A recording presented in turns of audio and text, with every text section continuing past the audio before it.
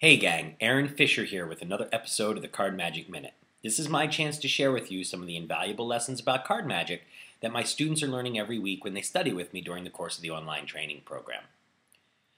You know, to be a good card man, you really have to play the role of a detective, and really, no clue that you'll ever discover is too small to lead you to an important discovery that can improve your card magic.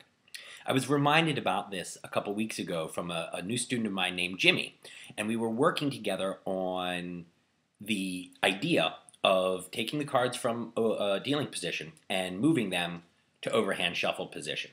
Now, if you've heard a lot of these card magic minutes before or studied with me before, you know that it's very important when you take the cards and shift them to overhand shuffle position that the first finger stays in the front and that the pinky overhangs the back edge of the cards.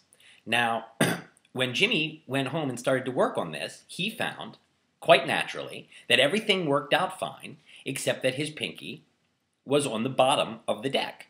Now, this sort of thing happens to you and me all the time when we go to learn a piece of sleight of hand.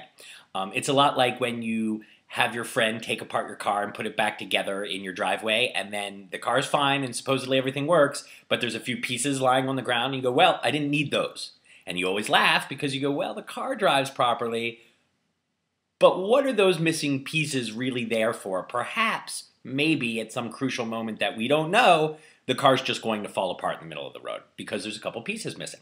Well, this will happen to us in sleight of hand. We'll go to learn a pass and everything will be working okay, except I don't quite understand the way this break works, so I'm just not going to do it that way. I'm just going to fill it in with either some duct tape or my own imaginative version, technically, of duct tape. I'm just going to sort of get by without following this one instruction.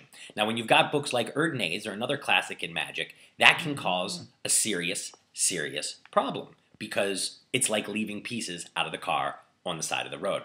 So your job as a detective searching your way through learning to do card magic is to pay attention to those little details. Because if you follow that detail back to the source, you're going to discover something about your sleight of hand that you didn't know.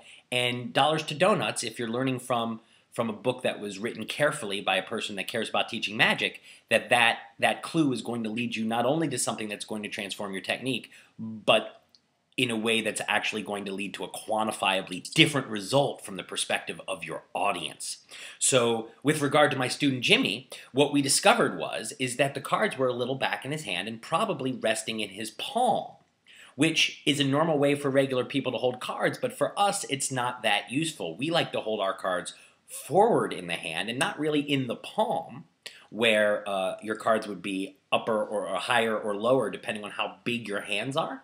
But we like to rest our cards as cardmen there along the base of the first finger, right here, so that they've got all this support from the first finger in the front coming all the way around, and notice that the cards rise up to the level of the fingertips right here, and they're not sunk down like we would have them if they were in the palm. They're way up here. And so when we start with the cards forward and resting along that first finger, we're able to kick the cards up, and that leaves that pinky right behind the back of the deck, where it's going to be very, very important, not only for helping to keep the cards square as they come back into the overhand shuffle position in the left hand, but also where you're going to be able to feel any in-jogs that you happen to set at the back of the deck, because that pinky's right there.